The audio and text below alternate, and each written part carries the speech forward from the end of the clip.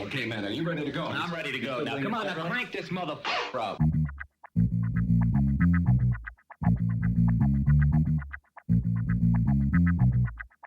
Break it down like this.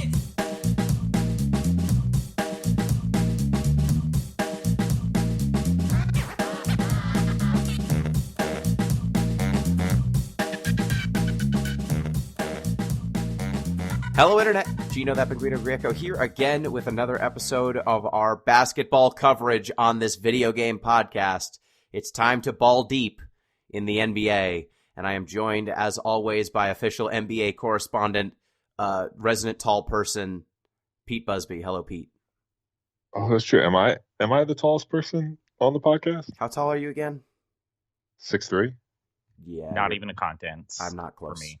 I don't think Nice. I think the only person I've seen Jeff in person. You are definitely taller than Jeff. I don't know if you. I know you're taller than M.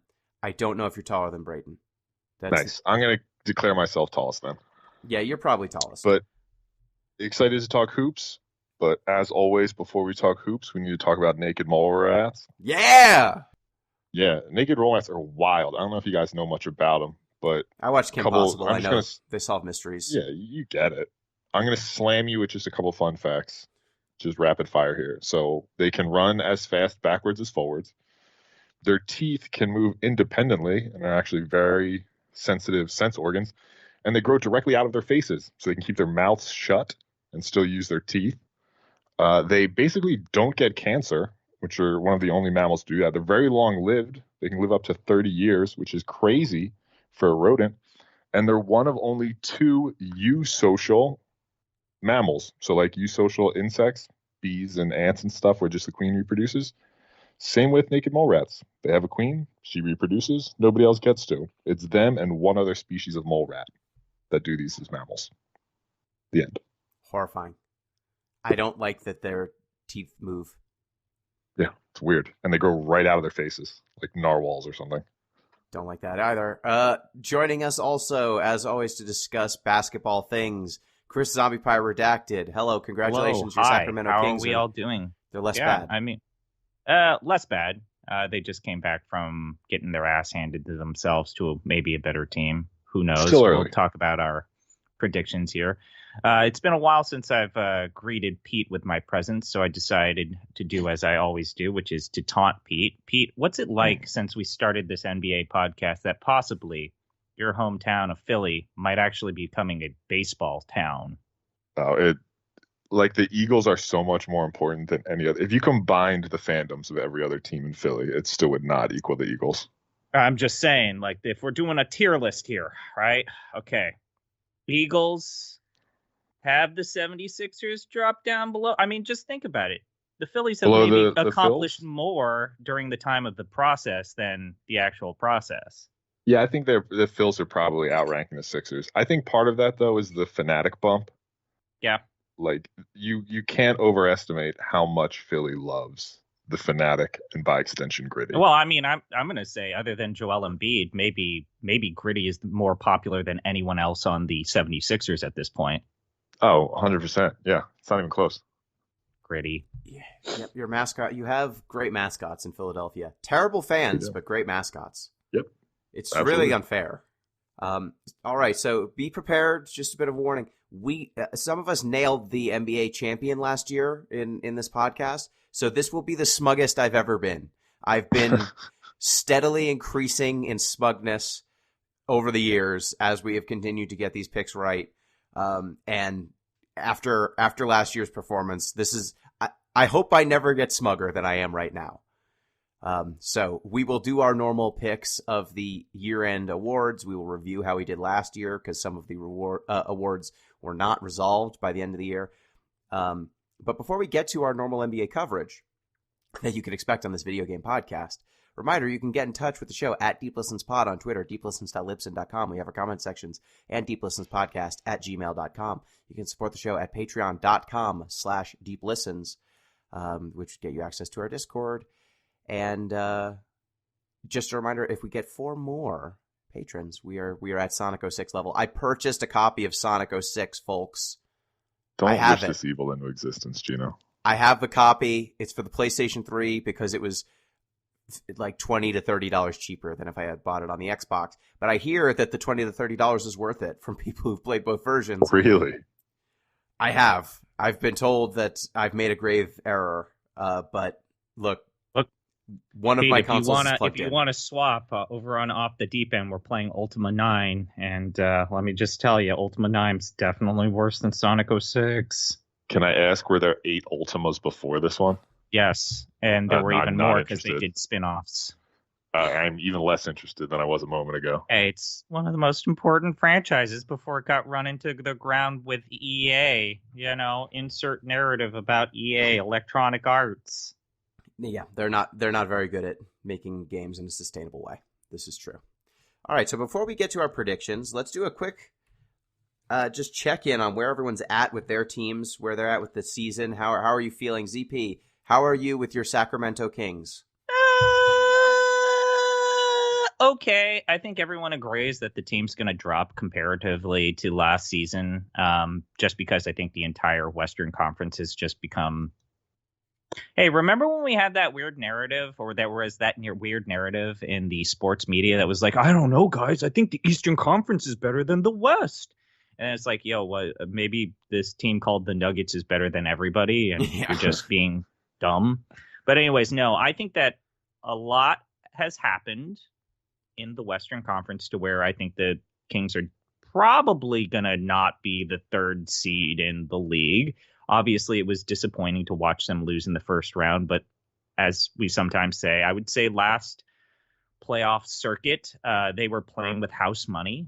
They were a young team, even though some people say, even though they're obviously not the youngest team in the league. Do I think that they can go further than the first round? Sure. Do I think there's also a risk of them underperforming? Absolutely. But for now, light the beam. This team's fun. I mean, at the very least, you know, there's stability in the coaching position. Mike Brown's not going to leave. I was going to ask, they're still doing the beam, yeah? Yeah, absolutely. Nice. I mean, that's a top tier gimmick. It is a gimmick. It is such a gimmick. But yeah, it's cool. It's fun. It's a great gimmick for a city that has the clearance to do it.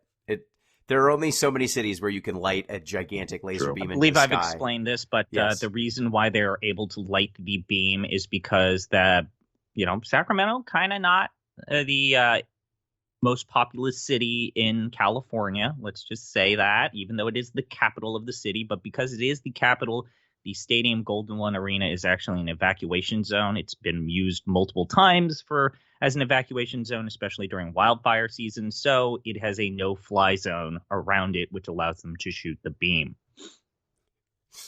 That's really good. I like that they are using their no-fly zone for hijinks, and that's the best that they could do. Also, it is very bright. They're like the Kings at this point are they're that middle-aged team or like teenage team, sure, where they're not young anymore. Most of their players are in their mid-20s instead of their early 20s. So this is competing time. This is time for them to start. I think that what I'm afraid of is that they'll be stuck into that rut that the Indiana Pacers pre-Tyrese Halliburton trade, like the Sabonis, Miles Turner era of like, yeah, you guys are good. You're not getting past the second round ever. And it's like, I think that the worry I have with fans is that there was so little winning that people will be okay with that. And I mean, it is a small market team. They signed Harrison Barnes to probably a contract that he deserved. Considering that he's reached this point in his life where he just doesn't get hurt ever. He's like one of the few players on the entire roster that can play every single game. And so you give him his money. And it's just, I don't know. The entire Western Conference is this giant murder's road. We'll talk about it later. But, that De'Aaron Fox guy, he's still a lot of fun. I heard a lot of people make comparisons between like De'Aaron Fox's pure speed to like peak John Wall. I think it's a good comparison. I would actually say that I think that De'Aaron Fox does more than what John Wall did, even in his primal form. I think he's definitely better. I mean, at this point, like John Wall, De'Aaron Fox actually will attempt to shoot threes. He's inconsistent about the quality of the threes that he takes, and he's better at passing the ball than John Wall. I disagree with the passing. John Wall was a better defensive player. De'Aaron Fox is currently a better shooter. It's just hard to remember because peak John Wall existed for like a season and a half before he just became a shell of himself, like with his lower body injuries. So, like, I think peak John Wall, you could argue, but I would also say De'Aaron Fox is younger still than peak John Wall was. So I think he could definitely get there. If he gave as much of a crap as John Wall did on defense, I think he would be as good or better than John Wall was. Swiper. Is J Wall still in the league? He was on the Rockets last I heard. No. He went to the Clippers, and then the Clippers were like, no, we're going to replace you with Russell Westbrook. In one of the funniest trades, the fact that... God. Did you see him try to take the game-winning shot last night where they drew a play? And then they drew up a play for Russell Westbrook? They drew up a play, and Russell Westbrook was supposed to take the game-tying shot, and it was an air ball. And you can just see Kawhi just frustrated, just pound the ground like, no! It was great. It was great. Why would anyone draw up a play for Russell Westbrook to take a shot? I have no idea. It was good. It was good. Point shaving? Point I don't shaving. know. Attempts to throw the game? I don't know. But yeah, so Sacramento Kings on the come up. Pete, yeah, I think the thing is like the last thing I'll say, and we'll go to Pete, is I don't understand why everyone thinks that they're just completely out of the playoff rotation in the West. Oh, no. Like, everyone is predicting a huge drop with them. They're basically the same team. They have better chemistry. They've got JaVale. Sorry. I don't think that is going to happen. Sorry, I laughed at they've got JaVale. Yeah, they got JaVale. We're going to give him all of Alex Len's minutes, which just says everything that you need to know about I hate that sentence. I hate everything about that sentence. Okay, Pete. Well, we'll go from just let me respond to another. Can I respond real quick to why people are predicting a fall off? I mean, it's because the Kings did not really have any major injuries. I know that Sabonis played through a wrist injury, but the team's super shallow and they didn't need to test their depth. So it's just a prediction that, it's the beginning of the season. No one's hurt yet. And the Kings are a pretty good bet to be less healthy than they were last year. I think they're still the thing for me is there's like 11 teams I could see in the West making the playoffs, 11 or 12 teams, depending on how things break. And so I can't write any team off. Like the only teams I can really write off, I think, are the Spurs, Rockets, and Blazers. But almost everyone else, I think, have a argument to be in the playoffs if they wanted to be. The Jazz don't seem to want to be, so they probably won't be. But that still leaves 11 teams, right? That I think have a very realistic shot of making it to at least the play-in. So I would predict a fall off. I don't think they're going to be were they the third seed last year? Third, right? Yeah. Yeah, I wouldn't expect them to be that again. They're not going to be the third, but like to predict them not making the playoffs at all, which is what apparently the power rankings were. That's the clip with Russell Westbrook. Yeah, that's silly to me. I think that there's no way they at least miss the play-in without something catastrophic happening. Okay, Pete, tell me about your dumpster fire of a team. Oh God, I mean, when you trade for James Harden, this is coming at some point. But like the amount of vicarious joy I'm getting through this is actually pretty high, because Harden's doing crazy stuff. Like he is burning this to the ground just to try to get over to the Clippers, which confuses me as well. But we're grim. Things are sad. There's a feud between Harden and Morey, neither of whom I particularly care for. So I hope they both lose this fight somehow, which they very well might. And JoJo is still good enough to carry us to, I don't know. Tyrese Maxey's also been good. But it's grim. Things are grim. I don't think we're a legit contender anymore. Not that we were really throughout the entire process. And hopefully the process is over now and we can stop pretending it ever worked. I don't know, man. Like Tyrese Maxey's been good in the 2 games you've had him this season so far. So there's like light. It's like one candle in a darkened cave. It's a single lumen. Yeah, the James Harden thing is very funny to me because the whole plan if as I understand it, is that Daryl Morey wants to have Joel Embiid and no one else under contract next year so that they can sign 2 max players and re-sign Tyrese Maxey, right? That's the plan. Who of the players that seem like their contracts are going to be up, do you think signing with the 76ers would make the 76ers a better team than if they just re-signed James Harden? I don't even know who the 2024 NBA free agents are. Pascal Siakam, OG Anunoby, ...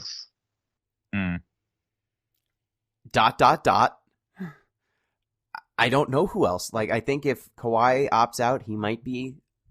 He's not coming to the Sixers. Do you also want to bank on a healthy Kawhi, though? No, I don't want to bank on any of this. That's kind of the LeBron point James. Brown coming to Philly. King James annexing Philadelphia. Yeah, that's definitely going to go over well. Okay, so Pascal Siakam, potentially an upgrade. I'd have to think about the fit with Joel. I'm not sure if it would work great. Oh, and James Harden. And you could. What if you're like, no, wait, for realsies, we will give you your money. Harden, come on. Does Drew Holiday returning to Philly move the needle? No. Like, that's the discussion, right? Like, that, even like bringing up his name shows you what level we're at right now. So I like Drew Holiday a lot, and we'll probably discuss the Celtics at least some point. And I'm just the idea, the concept of Drew Holiday is so different from the reality of Drew Holiday in some ways. Like, everyone talks about him as though he's a very good offensive player. He's a very good, and he's the best defensive player, right? So he just fits with everything. But he's got like weird, bad shot selection. And he's not actually the best point guard. He's like turbo Pat Beverly in a lot of ways. And I don't know that the 76ers need that. I guess if you want even more stagnant offense than what Joel already produces, you could do that.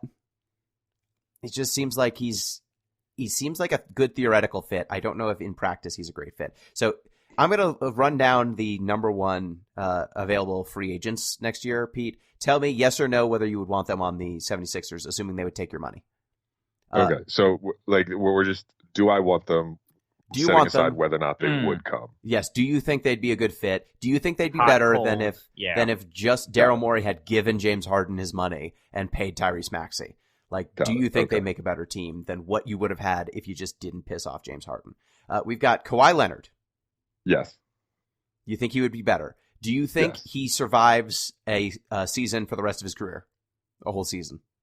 No, but I think we just like, it's like having like a Testarossa. Like, we just leave him in the garage with the cover on. I would also add, Gino, to Pete's defense, James Harden is not doing all games in a season either. That is true. Pascal Siakam is number 2. Okay. Number 3, free agent, Tyrese Maxey. Do you think he'd be good on the 76ers? I think he would. Yeah, I think Tyrese would be an okay player. Okay. Paul George. No, I trust him even less than I trust Kawhi. LeBron James. I mean, yeah, like, well, why even bother? But yes, I would. You're gonna sell a lot of T-shirts if you get LeBron. Let's just say that. James, like, we're getting 25 minutes a game out of LeBron, and that's fine with me. James Harden. Do I think he makes the Sixers? I mean, yeah, he has to make them better. I don't like him. I never really have, but yes. Drew Holiday. No. OG Anunoby. Definitely not. DeMar DeRozan. Absolutely not. Nick Claxton.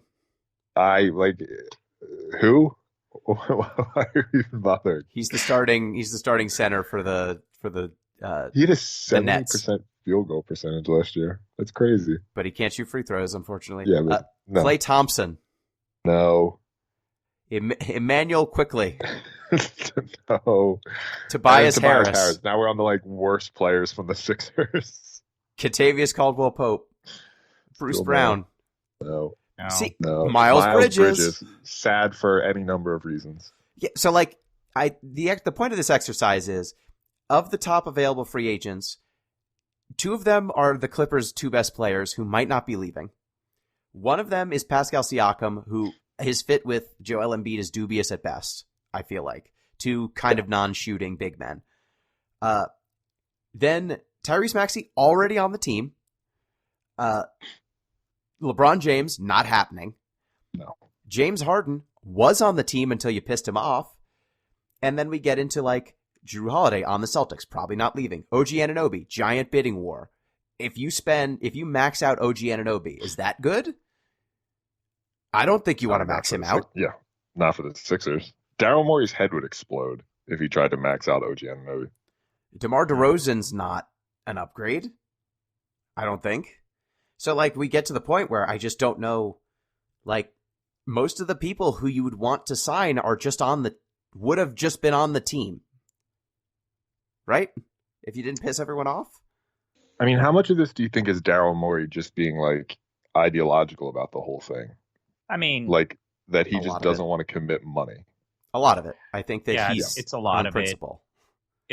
I think that the most logical explanation that has been going around is, so the supposed pay cut that Harden did, what is it now, two agencies or contracts ago, where he's like, okay, I'll take a pay cut to show that I'm loyal to the 76ers. Daryl Morey, you promised to pay me my money next time, right? Mm-hmm. Actually turned out to be an underhanded promise that Daryl Morey then backed out of, and then Harden's like, well, if you're not gonna give me my money, please trade me. I'll still play, but you better trade me. And then Daryl Morey did not diligently trade him. Yeah, they made a wink deal, and Daryl Morey was like, actually, I don't think I have to honor that deal anymore, and you don't have leverage. And then James Harden's like, fine, I'll burn this place to the ground instead. I feel like Daryl Morey is the sort of guy who would use leverage in like a lot of everyday situations. Like that, he's like, hey, where do you want to go for dinner? And then he just picks a restaurant. I'm like, I don't really want that. And he's like, you don't have any leverage. So that's where we're going. Well, I want this. So, yeah, I mean, that's my whole thing is that most of the good players that you would want the cap space for are already on the team, and you won't have any tradable assets because you're just going to bank on cap space. I don't like, what's the last team that banked on cap space that ended up loving the results? The Brooklyn Nets with KD and Kyrie Irving? It's right. Yeah. It's a weird situation. It's one to where I don't like either side. Like Daryl Morey dug his own grave, but also James Harden. This is now the third team that you threw a fit about. Mm-hmm. Like True. you don't have any trade stock. You've completely pissed it away. Like, what team? You're also forgetting the fact that this is the last year of his contract. Yeah, it's truly an oops all villains situation. Like, I don't there's no one here who I'm rooting for. I wish ill on everyone involved. I feel a little bit for James Harden because he signed a contract clearly with a wink wink, and Daryl Morey backed out of it when he realized that James Harden didn't have leverage anymore. But it seems like James like legitimately wanted to win a championship. And when you're on the 76ers and you're not Joel Embiid, you're the scapegoat for any lack of success that happens. As Ben Simmons learned. I support Harden exclusively because it's a fight between labor and management. But I'm not happy about it. Yeah, I just, like, Joel Embiid was bad in the playoffs last year. Like, James Harden won them games when Joel Embiid wasn't playing because Joel Embiid always gets hurt in the playoffs and is bad in them. And now it's just like James Harden's a bum and has always been a bum. And part of me is like, weren't people just crowing about how the James Harden, Joel Embiid pick and roll is the best action in the NBA and this team is an all championship contender? And then all of a sudden, one half of that combo goes away and it's like, well, he was a bum and we didn't need him. It's like, you can't have both, right? You can if you're Philly. Yeah, that's a good point. You can if you're Philly. All right, so let's turn to my team, the NBA champion Denver Nuggets. It's pretty great. It was pretty good. It was a pretty good playoffs. Let's just remind people who we all said would be the champions last year at the beginning of the season. ZP, you said the Bucks beating the Nuggets. Pete, you said the Bucks beating the Nuggets. Gino, though, had the Nuggets beating the Bucks. We were all wrong about the Bucks half of that because the Miami Heat Injuries are also they're coached powered by just saying, I don't want to coach. My brother died. Yeah, it was definitely like a weird collapse on the side of the Bucks. But the more important thing is I was right about the Nuggets, damn it. You people, everyone out there who was like, hey, I don't know, this Jamal Murray guy, this Michael Porter Jr., Nikola Jokic can't guard pick and rolls in the playoffs. I don't know if they'll ever get over the hump because Nikola Jokic, he's just not a defensive center. And you need your centers to be rim protecting, shot blocking, switchable guys. And he's not any of those things. So who cares if he's the best offensive player and best overall player on the planet? He can't block shots, so it doesn't matter. Take that. You were all wrong. Every single one of you was wrong. It turns out that they were totally fine. Turns out that when two-thirds of their overall salary were playing on the court instead of sitting in walking boots, it completely changes how the team can play. It wasn't a close playoffs. They were 16-4. They swept the Lakers. The closest that any team got to beating them was 4-2. Like game 6 was the closest anyone got. It wasn't especially close, and I look forward to yet another year where somehow the Nuggets won the title, and people are still doubting whether the Nuggets are any good, or can win the title again, because, well, Jokic didn't have to face Steph Curry and get put into a Hojilian high ball, high screen and rolls. So, do we even know if he's really good? It's honestly the best position that the Nuggets won the title, and somehow people have already moved on to the Bucks and the Celtics. I listened to multiple podcasts that picked Jason Tatum to win MVP this year already. What are we doing? Any thoughts? Any thoughts on this other than it being glorious? Well, I mean, I do appreciate Jokic winning the title for doughy Serbians everywhere. And now he can retire and take care of his horses. He doesn't even have to play basketball anymore. He doesn't, but he needs everyone to learn. He needs to continue to teach them. What is better, if Jokic secretly doesn't love basketball that much and is cursed with an ungodly talent that makes him better than all of the people who try very hard, or that Jokic really, really loves basketball and he's just going to be doing this for the next 10 years? Which one? Which is superior? I would find it funny if it was like a Mr. Magoo situation. Like he's just stumbling through life. He's just throwing passes, anticipating them getting intercepted, and they're just not. I think that'd be better. That reminds me of like Boris Diaw. Like I feel like he like sort of liked basketball, but like not as much as he loved other things, like fine French wines. Like fine French wines and croissants. Yeah. Yeah, Pete, I don't know. ZP, I was going to say, I feel like, can we talk about how Jokic probably should have also won MVP? Yes, he should have. But he took not to take away the one shining thing from Pete last season. You know, oh God, can you imagine how insufferable we would have been if Jokic won MVP? Oh yeah, and then won the title, and then like Philly would have been so annoying. I mean, they're annoying anyway. I know, it would have been worse.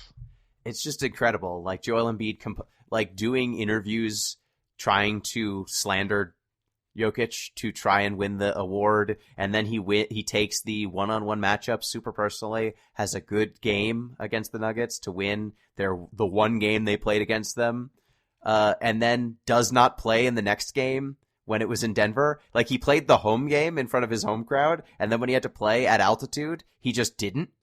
He just ducked the game, and then won it on the back of Kendrick Perkins saying on live television, basically implying that anyone who is voting for Jokic for MVP is racist, which was very fun. Yeah. That was very cool that actually Jokic doesn't play the right way and like he's padding his stats. Pete, how do you pad assists?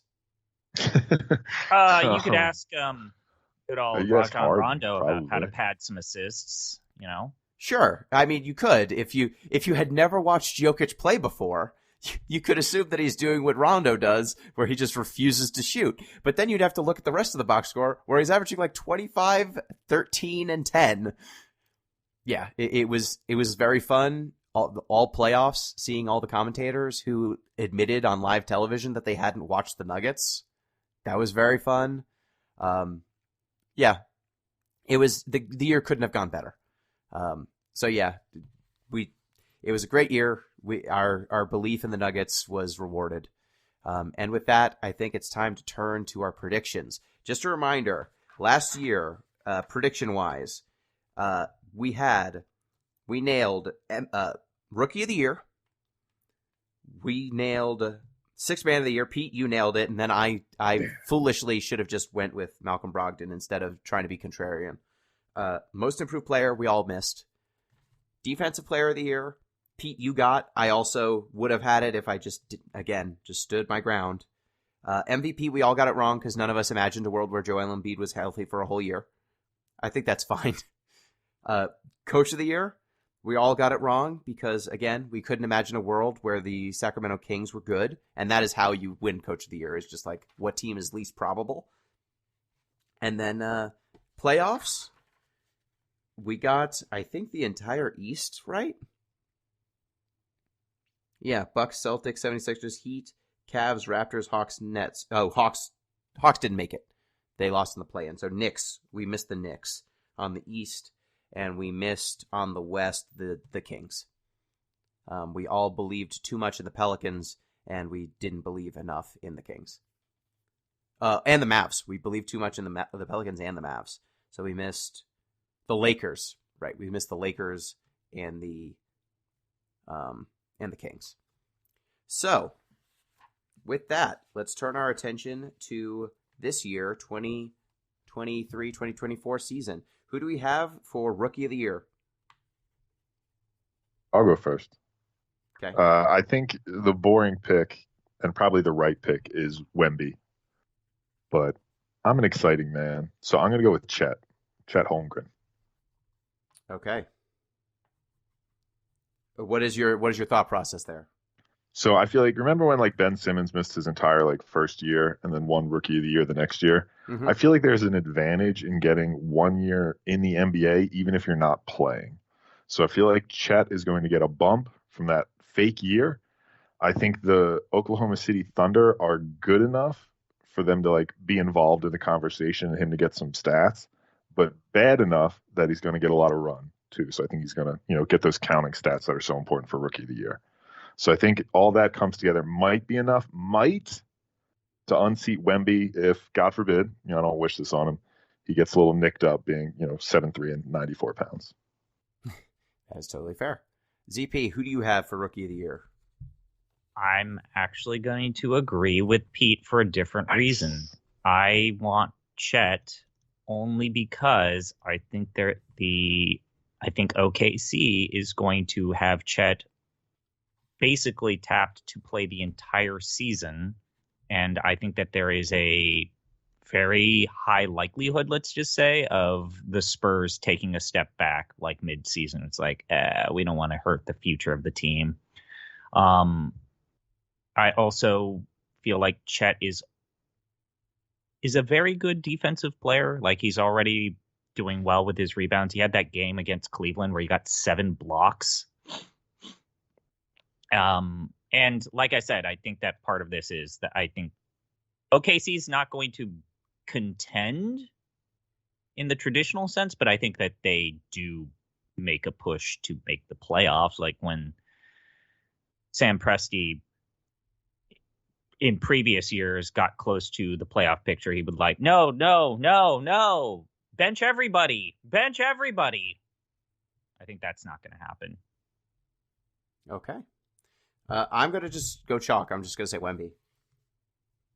I think he's the best Live your rookie. life as a coward. I just think he's the best rookie. I think he's going to average probably like 18 points or something like that, probably 1 or 2 blocks. He's going to be on SportsCenter all the time. Everyone's going to see him. He was the number 1 overall pick. I think people will watch his games in a way that they might not, the Thunder. And I think that, he's the best player on his team. And Chet is not. Chet is like the 4th best player on the Thunder, and he'll probably get dinged a little bit for that, even if he's pretty good. I just think he's not as good as Wemby. All right, so after Rookie of the Year, next up we have Sixth Man of the Year. Who do we have? Pete. I gotta check my notes here. I got to pick. Okay, Does ZP. EP you go first? Thank you. I have always done a pretty poor job of the Sixth Man of the Year award. So I decided to do a completely different thing that I've never done before. I went through all of the NBA teams and I tried to find situations when looking at their depth chart where it's like, I looked at the starter and then I looked at the backup and was like, who would maybe flip this? And the closest I got, Gino, is your former home team, your former team that you rooted for, the New York Knicks. That's right. My Sixth Man of the Year is Emmanuel Quickley. That's a really good pick. Because betting favorite right now. For me, I was just looking at that where it's like, I don't know, guys. I like Jalen Brunson, but Emmanuel Quickley does certain things that I like as well. Totally fair. Totally fair. Pete. I'm ready to go. Pick? I Yes. do. So, I mean, my approach to this for a very long time was just, pick Sweet Lou Williams every year. Yep. And more often than not, you'll hit. Find the man most like Sweet Lou Williams, and you will find the winner of the Sixth Man of the Year award. Pretty much. But unfortunately, Sweet Lou Williams is no longer around, and there will never be another Sweet Lou Williams. So I'm going to go in a slightly different direction this year. I'm going to pick Bobby Portis. Yeah. Hey. A little, slightly road less traveled here, but I think he's going to do a lot of good stuff for the Bucks. I think they're going to need him. So I think Bobby Portis is a value pick on this one. That's a good pick. Yeah, he's going to be on TV a lot. He is one of their only above average players now that they've thinned their roster out. So I think that's a good pick. Did he win already? I forget. Did he win 2 years ago? I don't think so. But he was a candidate. Yeah. His name was in the conversation. I just need to check a roster very quickly because I am not sure if this person is starting yet or not. It doesn't seem. He finished, Gino, just to say this, he finished third in voting for Sixth Man of the Year. Last year? It up. Yeah. Okay. They gave it to Malcolm Brogdon. I'm going to go with a bit of a dark horse who has been very hot to begin the season and was very hot to end last season and seems like the exact sort of dude they give this award to every year. I'm going to go with Cam Thomas of the Nets. Okay. Yeah. That's the archetype. He is a bench scoring microwave player similar to Emmanuel Quickley. I don't know that the Nets will be as good as the Knicks. Quickley was my other guy I was looking at, but I think Cam Thomas could average 20 off the bench, and that tends to just be that's it, right? That's what happens. You give it to the shooting guard who averages a stupid amount of points off the bench. It doesn't matter if they're garbage on defense. So I'm going to go with Cam Thomas. I think he's going to put up some gaudy stat lines, and that's really all you need to do to win Sixth Man of the Year. Coming up next, we've got Most Improved Player. Pete, who do you have? Can we, before we vote on this one, I'd like to say I think this is the weirdest award. It is. The criteria are dumb. Yeah, it's not a reasonable award. But I'm gonna pick somebody, and I don't like this pick. I don't know if it's like it just feels unsavory to me for one reason or another. Maybe because he plays for the Lakers. But I'm gonna pick Austin Reeves. Gross. Now I don't know. Maybe he's gotten too much play from the playoffs last year. It might be too late to pick him, but I'm going to anyway. Say it, but it's a good bet just because of the Laker fandom in the voting base. And he's a white shooting guard, which feels like something people would like for their own reasons. I won't. Yep. He was on Team USA. He was on Team USA where he was okay on Team USA. Other teams repeatedly hunted him because he's not that good on defense. Yep. But he was on the team because many other people said no. But yep, that's a pretty good pick. ZP, who do you have? So I wanted a player that I knew would start, did okay, but not, let's say, great last year. I also looked at this. I used Basketball Bible, i.e. Basketball Reference, and I found in the history of the NBA, a common mistake that I think a lot of people are making is only two or three people have won Most Improved in their second year. So statistically, it's not good. So if you're picking someone who was a a rookie last year. It generally does not happen. So I want someone in their third or fourth year. That seems to be the sweet spot. Mm-hmm. And I want a starter. So I Mhm. went with Franz Wagner. Franz Okay. Wagner, that's a good one. That is a good one. Just because, one, he's going to start. Two, I think he's always been good, but maybe slightly underrated in the league. And he kind of is in the best case scenario with his team, where it does a little bit of everything, and he's good enough to fall into that most improved category. He's got one big disadvantage, though. Orlando. That is a big disadvantage, but he is very good. He was very good for Germany last year True. during the World Cup. He is arguably Orlando's best player. I think he probably is right now. It's him and Paolo kind of dueling it out. I think that's a very good pick. Very He has smart. complementary pieces, and he's got his brother to boost him up from time to time. I have an important question. I have three important questions. Oof. First, is Anthony Edwards too good to win this award? Was he too good last year? Probably. They gave it to Ja a few years ago. They did. Which that's aging like milk every single day. Let's just say that is aging bad. That It is is. true. So do we think Ant and Shea were both too good last year to win it, right? Yeah, I think so. Okay. Does Ben Simmons get measured against who he was before the back injury or who he was last year? No, like if this were no. comeback player of the year, it would be who he was post injury. But no, this is entire career. Yeah. Okay. Does Jamal Murray get compared to playoff Jamal Murray or regular season Jamal Murray? Because if he's just playoff Jamal Murray all year, that's a winner, right? But then he was nuclear in the playoffs. So I don't know who he gets compared against. I'd be very surprised if Jamal got this. I would be too. I just think if he just literally had done what he did during the playoffs for like a few You're months of the also year, he banking would've on qualified. sports writers putting respect on the Nuggets. That's another reason true. why I don't lean towards this. So like those are three like high end. These were people who had really good summers in a lot of cases, and Ben Simmons just simply not having a back that needed surgery would boost him up quite a bit in my eyes. But if we think that those players do not have any chance because of either being too good or weird cutoffs of when they became better, I think I'm probably going to go with Alperen Şengün on the Rockets. Okay. Sure. Yeah, I mean that's a name I wasn't expecting to hear. My thought process is this. I think he's the best player on the Rockets. And because the Rockets were a clown show, an absolute clown show for the last several years, he basically was not deployed in the way he should have been deployed. Like they should have been running their offense through him, but instead it was like Jalen Green and Kevin Porter Jr. just calling their own number over and over and over again, and simply running a normal offense with a normal point guard. He could average like, I would guess something like 20 something, not 20, maybe like low 20s or high teens points, 10 rebounds and like 5-6 assists. Like he could become Sabonis pretty quickly. And I think if he did that, that would make him qualify.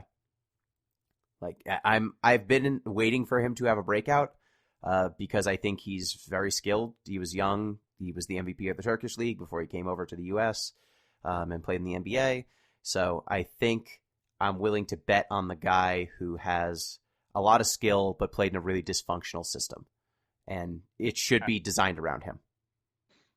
I would just say you're banking on the dysfunction in Houston being less than it was last year, which I do not have the constitution for. Yep. Yeah, I am.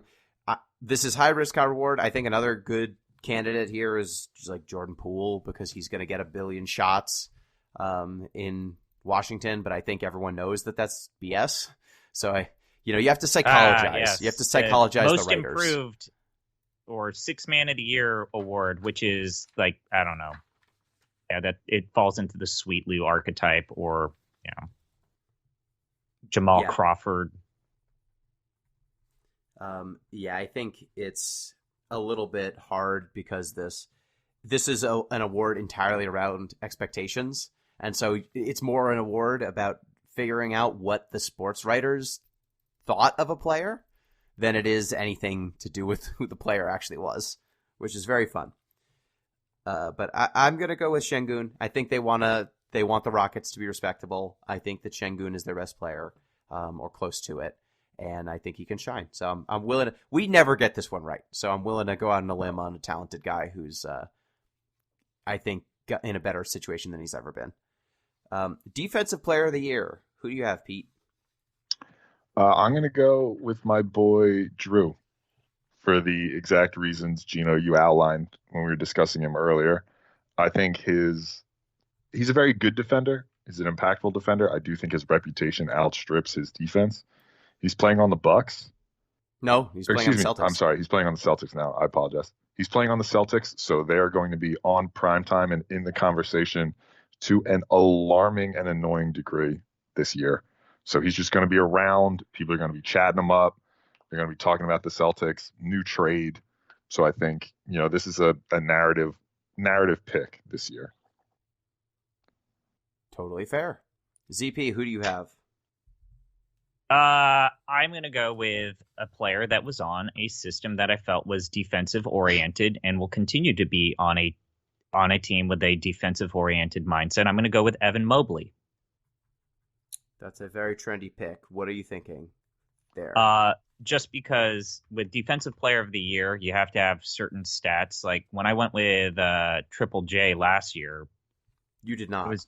Wait, I didn't? Damn, that was a bad take. I did. You went with Rudy Gobert last year. Oh, fuck. That was a bad take.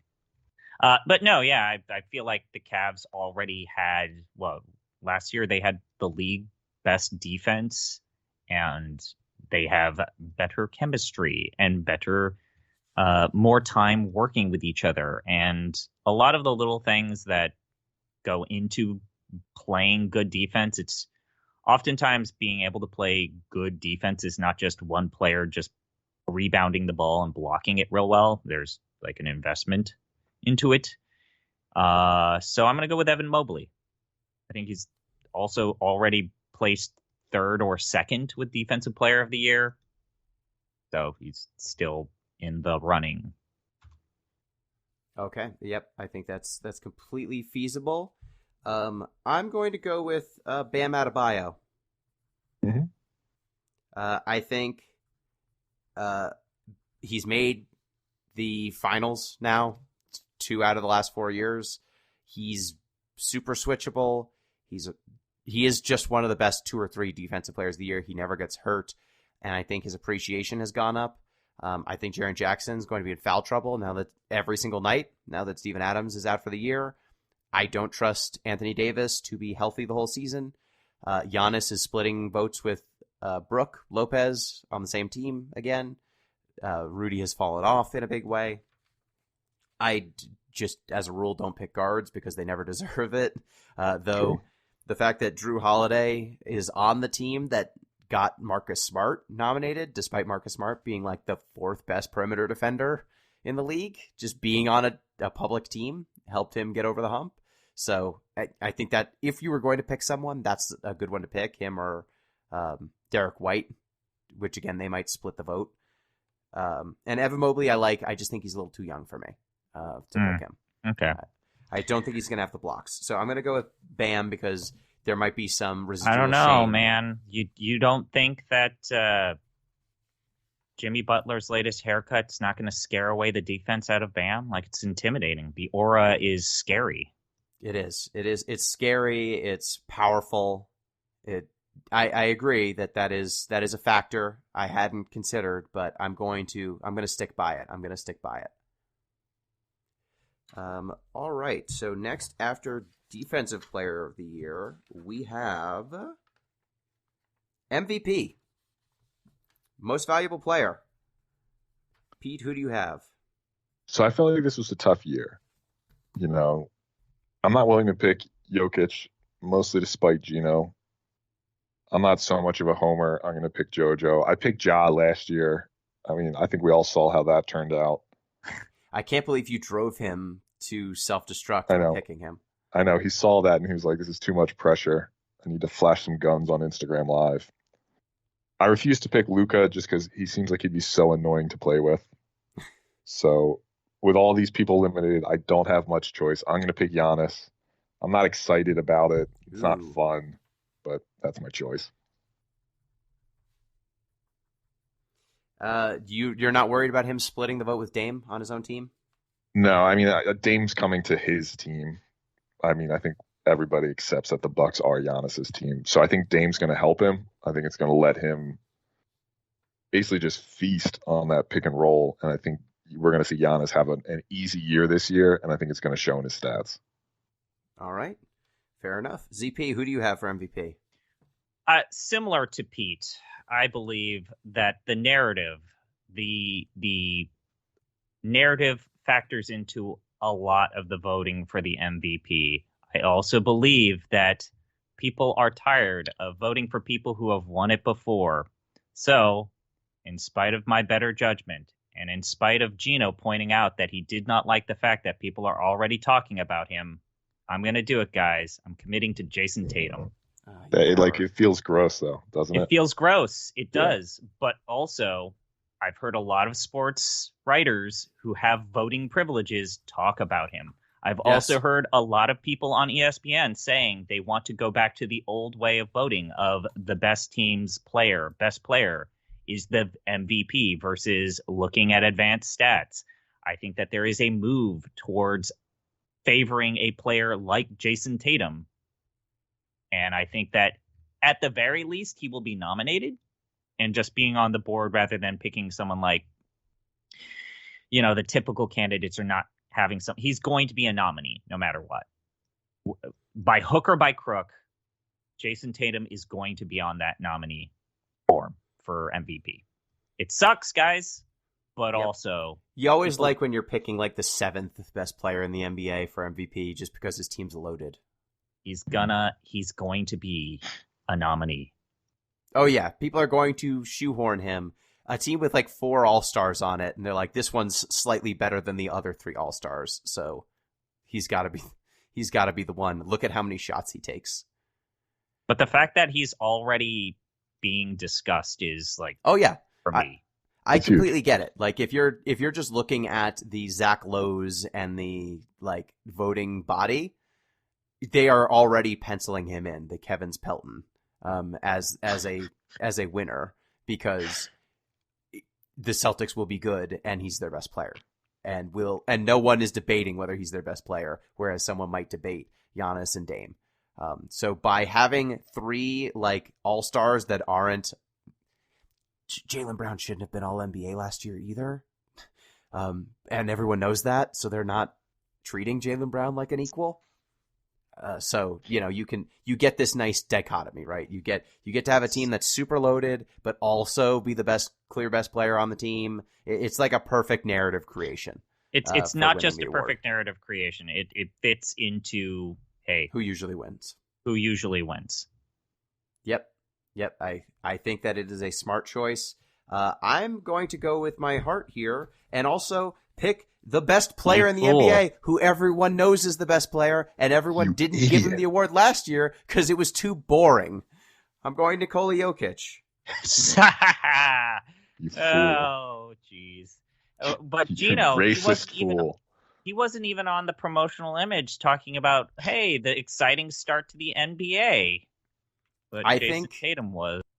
Yes, Jason Tatum was. It was amazing. Pete, did you see this promo image that they put out? They put out for NBA season tip-off. They had a promo image of 4 people for, the opening night games. They were LeBron James, Steph Curry, Jason Tatum, and I forget if it was Kevin Durant. And Kevin Durant. Jason Tatum didn't Which play. Team? Yeah, one of those teams didn't play on opening night. I can't I feel like this is a casual test, or like this is like a do you actually like basketball test. Like Jokic is very clearly one of the best players in the entire league to watch, and everybody just wants to deny it. Yep. It is completely a do you like basketball, yes or no question. Like, do you like basketball or do you want to see fun dunks and highlights? Like, and Jokic is usually responsible for some of the funnest dunks and highlights. He's just not the guy dunking it. He's just like throwing it off the backboard or like throwing it way over someone's head, perfectly landing it at the rim for a dunk. It's ridiculous. My argument is everyone did not give him the award yesterday because to give someone who hasn't won a title the award 3 times in a row would insult the legacy of Larry Bird or whatever. The sweet, beautiful memory of Larry Bird. You keep his name out of your mouth, Gino. So, like, he couldn't win the award last year, and that's why I didn't put him on there last year, even though I thought he could average a triple-double with a bigger, with, 2 recipients of his passes back who can really shoot in MPJ and Jamal Murray. But they were not going to give him the award last year. There were multiple rounds of people trying to find reasons to not give him the award. And then at the end of the year, the Nuggets took a break for a month because they had won the West by so much that they could. And so there were reasons to give it to anyone else, and everyone took that out. Then he went on one of the most dominant playoff runs ever and won Finals MVP.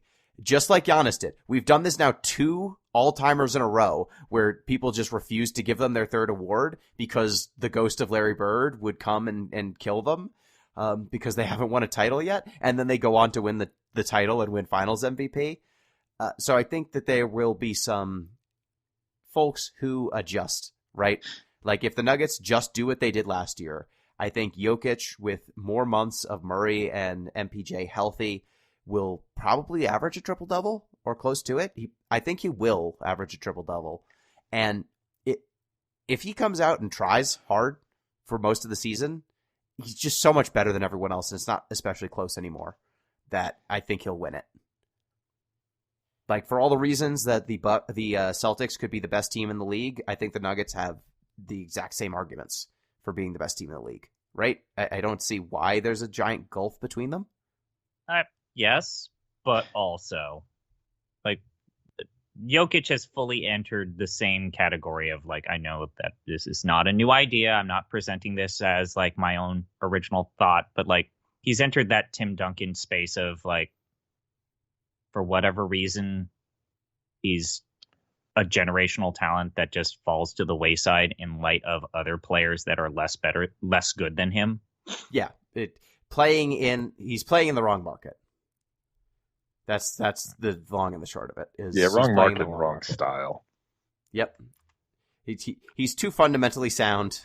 He's too good at passing. He really should be doing more windmill dunks and more ISO step back Jimbos if he wants to win these awards. But I think he'll get it again. Now moving on to our playoff teams. Who do you have in the East? We didn't do Coach of the Year, but okay. Oh, whatever. sorry. Yep, Coach of the Year. Sorry, Coach of the Year. You caught me. Pete, who do you got for Coach of the Year? I'm going to make a bet for hope. I wasn't bold enough to hope for Zion Williamson to win MVP if he keeps it healthy, but I'm going to toss some love the Pelicans' way. I'm going to pick Willie Green for Coach of the Year. That was my pick last year. I like it. Just thinking if the Pelicans are healthy, they're going to overachieve. Pretty much, yeah. That's a good pick. ZP, who do you have? I think that what Mike Brown kind of started is going to continue. You're going to have the team that has a bunch of young pieces finally come together and make not necessarily a deep playoff push, but be in the picture during the playoff hunt. So I'm going to go with Mark Dignault of OKC. I think that he's going to get a lot of credit for SGA finally becoming really, really good. You know, he's got a very good team to not have any excuses for OKC to not be in the playoffs at the very least, unless all of his players suddenly are forced to sit on the bench again. Yep, I think Mark Daigneault is a really good pick. Everyone really wants to anoint him one of the best coaches. They are just salivating if OKC overachieves. People have been loving his rotations and his play calls for years, and they haven't had the chance to do it yet because OKC's been rancid for like 2 seasons. Last year they were better, but they were pretty rancid before that. So they finally have a chance for the OKC Thunder to do what people have said they should be doing. So I think that's a very solid pick. I'm gonna go with a coach who's never won it before. I'm gonna go with Eric Spoelstra. Spo's never won it? Yeah. Wow. And that is why I'm going with him. I think the Miami Heat could be a top team again this year. I think they could be a top 5-6 seed. And he's never won it before, and he's been the best coach in the league for 7 years now? 8 years? Yeah, Spo's a good pick. Sure. But he's just never been given the award because they keep giving it to these teams that overachieve, that are not actually that good, that are not as good as the team he coaches.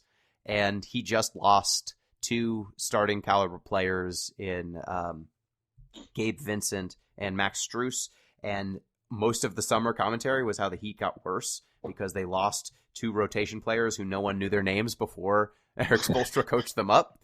And now it's like, oh, wow, how will they ever replace him? I think if he replaces them and it's totally fine, the Heat probably get some overachievement. I'm just hoping that at some point people will just give the best coach in the league the award. So that's my rationale there. I just think, hey, he's better than everyone and everyone knows it. So why not? Gino, why not just be smart about it? You're making the same mistake with Coach of the Year that you made with MVP.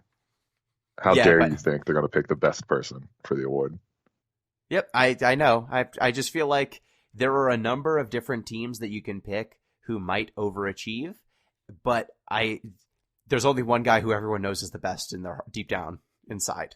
And so they might just get it because they're the best. Whereas gambling, last year I gambled on Willie Green and it turned out that the Pelicans got hurt and the Kings didn't for the whole season. And so the Kings win. Or I think there was a lot of buzz for the Cavs coach too, because they added an all-star to his team. And so they just suddenly started winning a lot more. But then the playoffs happened and it was like, oh, right, the Cavs aren't that well coached. They're just more talented than everyone else. Then they played a team that tried hard in the playoffs and got pantsed. So I'm going to go with the guy who everyone knows is the best. I'm trying it. We'll see. Maybe this is the year when the clear best coach of the league wins Coach of the Year. We'll see. Or maybe we can just give it to, Ime Udoka because the Rockets are 30 and 42 or 52 or something. And everyone's like, wow, they used to be a laughingstock. NBA edition. They used to be a laughingstock. Now they're a slightly less big laughingstock. Ime Udoka, what a great job he did. He yelled at them. So now they play respectful basketball. It was him all along. Okay, now playoffs. East playoffs. Pete, who do you have as East playoff teams? We're doing these in no particular order. Yes. Okay. Celtics, Bucks, Sixers, Heat, Knicks. I should have counted. Celtics, Bucks, Sixers, Heat, Knicks, Cavs, Pacers, Bulls. Wait, are we also predicting play-in teams, or are we going? I just picked 8. Yeah, I'm going 8. I still don't recognize the play-in game. I don't care what Adam Silver has to say about it. So let me read this back to you. Celtics, Bucks, Sixers, Knicks, Pacers, Bulls, and who are your last? You're just going straight playoffs, Heat, no play-ins? Heat, Heat, Cavs for my last 2. I'm ignoring the play-in. I don't consider that the real playoffs. Real playoffs start once we get to 8. Gino, did you pick a 9 and 10? I did not, no. Okay, I'll delete my 9 and 10s. Okay, who do you have? Give me a minute. All right. All right, for East, I've got Celtics, Bucks, Heat, Cavs, 76ers, Nets, Knicks, Bulls. Celtics, Bucks, Knicks, Heat, Cavs, 76ers, Nets, Knicks, Bulls. You think the Nets are going to get in? Mikal Bridges is good enough, and they, I think they're fine. You said Knicks, Bulls, right? Knicks, Bulls. Okay. I think that I don't know necessarily think if the Pacers are good enough. I don't think that the Pacers are healthy enough. That is, those are some solid picks. I like that. We've got a little bit of discrepancy there. And I am going to go with Celtics Bucks. I think that's by a lot. Then Cavs Knicks, because I think they're well coached and they're pretty talented. I have a hard time seeing either of them falling out. Then I have to go Heat 76ers. Again, still too talented. 76ers have a really low floor if Joel gets hurt. Now that Harden's not playing for them, but I'm still thinking they're just talented enough. And then I think I'm going to go with the Nets and Raptors. Raptors. Yeah, I Really? know that everyone. Okay, I know that Drake. everyone's just like moving on from them because they're not sexy anymore. But OG and Pascal and Scotty Barnes are good players. They're generally well coached. True. Scoot is not on their Gino. team. Oh, When wait, would no, you have sorry. said the Raptors were sexy? Even when they won the title, I wouldn't say they were a sexy team. There was a time When when they I was had a like, look at all these mercenary. switchable players. Look at how switchable they are, and they're running up and down. They're chaos basketball. Is this There was where we all admit that we liked the DeMar Kyle Lowry era of the No, Raptors? I hated it. That's why I No. picked the Bulls. Bring back DeMar. I mean, my reason for picking against the Bulls is that I think they want to be exactly 40 and 42, and I'm afraid that some of these other teams are just better than that. Also, they look like dog crap right now. They've played 2 games, and both games were embarrassing losses to teams that are not trying to make the playoffs at all. Oh no, one of them is. I guess the Thunder are trying to make the playoffs to some degree, but the Pistons sure aren't, and they beat them. So that's pretty embarrassing. So Western Conference playoffs. Who do we have? This is the weird one. This one is strange. Am I leading off again? Yep. All right. I Gino, once again, to spite you, I would pick the Denver Nuggets to miss the playoffs, but I'm not a fool. Good. So Nuggets, Suns. I got to count again. Nuggets, Suns, Warriors, Mm-hmm. Clippers, Mavericks, Pelicans, Grizzlies. That's 7. And oh man, who do I think between the Lakers and Thunder is going to get in? I'll go Thunder. I'll pick the Lakers to miss. Okay, so just for the record, you think that the Kings are garbage. You think that the Timberwolves are garbage. Oh, God, I and their forgot fans about are the stupid. Kings. Okay, put the Kings in instead of the Thunder. I do think the Timberwolves are garbage. Okay. I apologize, EP. I totally forgot about the Kings. Hey, it's okay. You wouldn't Everyone be the only does. person. Yeah. As a tradition as old as time. Not believing in the Kings. Okay, so All we right, got Gino, Nuggets, run Suns, it back for me, will Warriors. you? Yep. Nuggets, Suns, Warriors, Clippers, Mavs, Pelicans, Grizzlies, Kings. Yes, I like that. Okay. Lakers, we have not making it. ZP. I also had a hard time with this one. I think the West is the difference between making the playoffs and not was like 2-3 games last year, so it's always close in the West. I've got Nuggets, Warriors, Suns, Clippers, and again, this ties into my Coach of the Year pick, Thunder, Kings. I have confidence that the T-Wolves are going to bank on Ant, and that's going to be enough for them. So I've got Kings, T-Wolves, Pelicans. Now, I'm going to predict that both the Mavericks and the Lakers don't make the playoffs, or they are playing teams. Did you leave the Grizz out too? Yeah, you left the Grizz out. I don't. I think that the entire team is a complete shit show. I think that Steven Adams being out for an entire season is a bummer. Say what you will about him not being in his top form for the last 2 to 3 seasons, but Jaren Jackson Jr. has his own shortcomings that Steven Adams actually complemented. Okay, so let me read this back to you. Tell me if I've got it right. Nuggets, Warriors, Suns, Clippers, Thunder, Kings, Pelicans, Wolves. Yeah. Okay. Also, I've said this to Gino. I think that this is the year where we see Zion play at least 70 games. I mean, I banked my coach of the year pick on it. Yeah, so I'm this is like the most disagreement we've ever had, which is I think Cool. telling how much parity there's ever been in the West especially. I left out Orlando in the play. I'm okay with that. I'm okay with the Orlando Magic not making it. I don't know who I I think would you're take fine. off. I'm going to go Nuggets. Yeah, I have them. Oh, winning. wow. I'm what? gonna have them The winning hot the title. take, Mr. I got some hot takes. Yeah, I'm going to say the Nuggets. Wow. I'm going to say number one. the team that won the title that I think is going to have the MVP. I think they're going to You make think the you're going to playoffs. lock it back? I'm going to go Suns, Clippers, Mavs, Pelicans, Grizzlies, Kings, Wolves.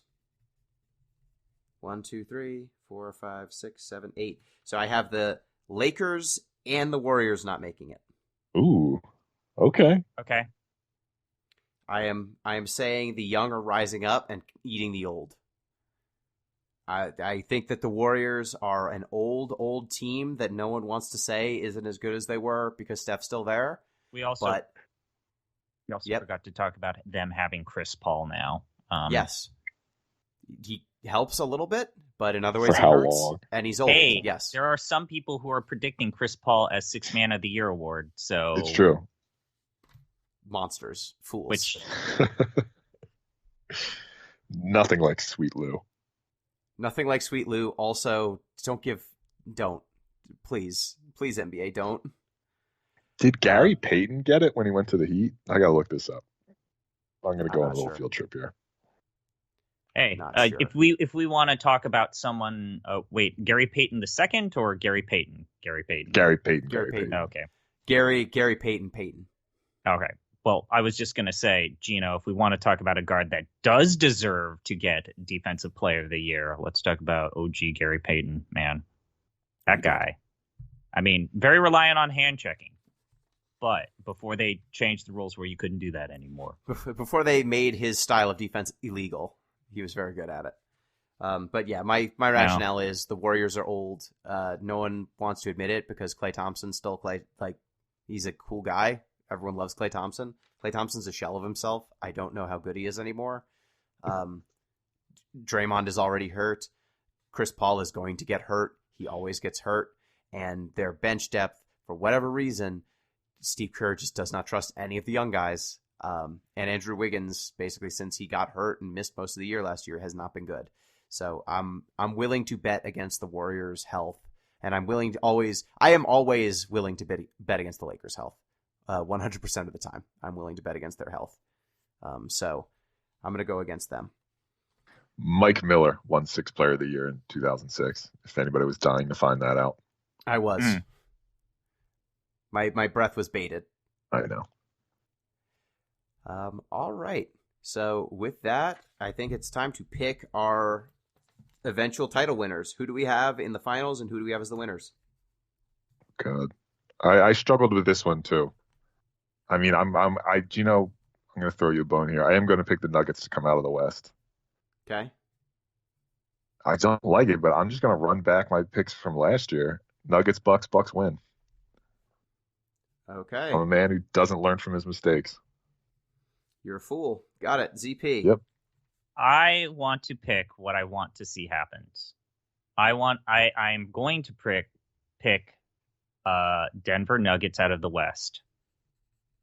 Let me finish this next pick. Yep. I'm going to predict Boston out of the East. That's Okay. what you want. And then I want a gentleman's sweep, Nuggets over Boston. And I want this absolute chicanery with the press.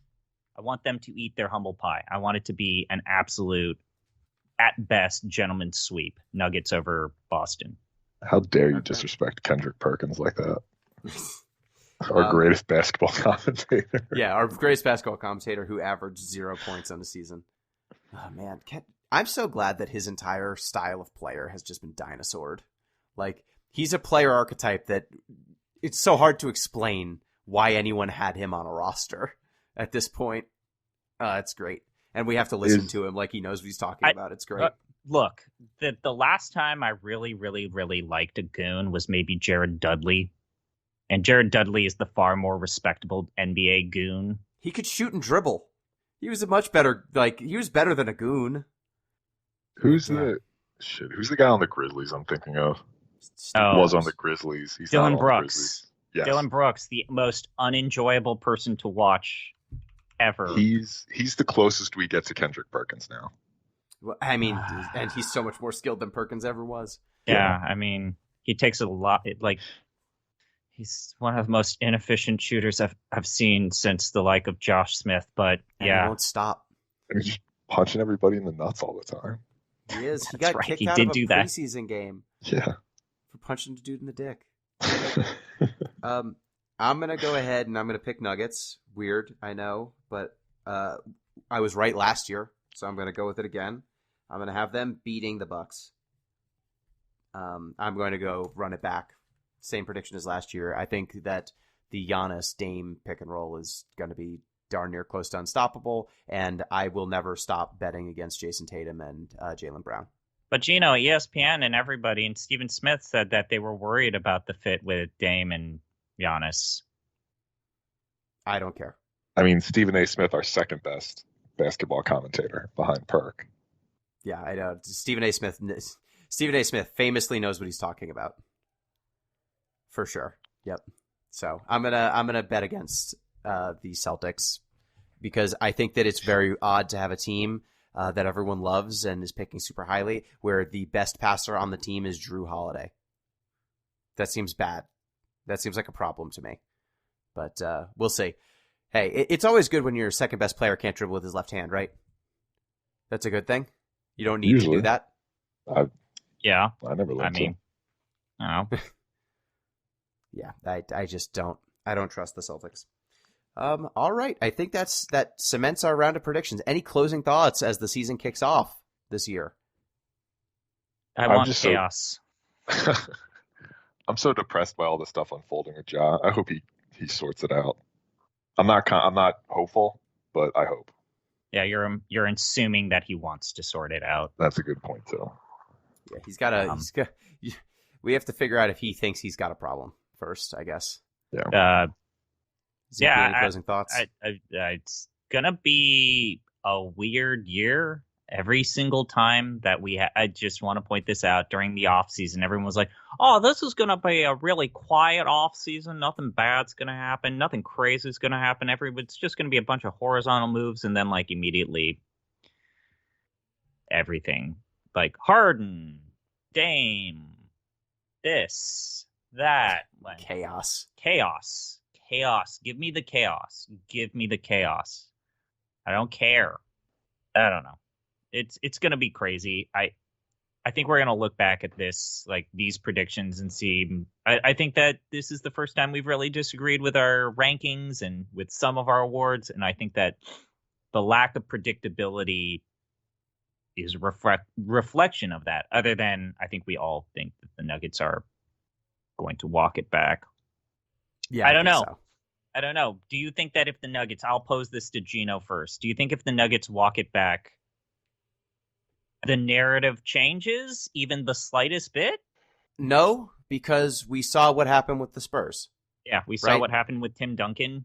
Like the Spurs were the best team for like one of the 2 or 3 best teams in the league for a decade and a half, almost 2 decades, and the most popular player of the era was Kobe Bryant. Right?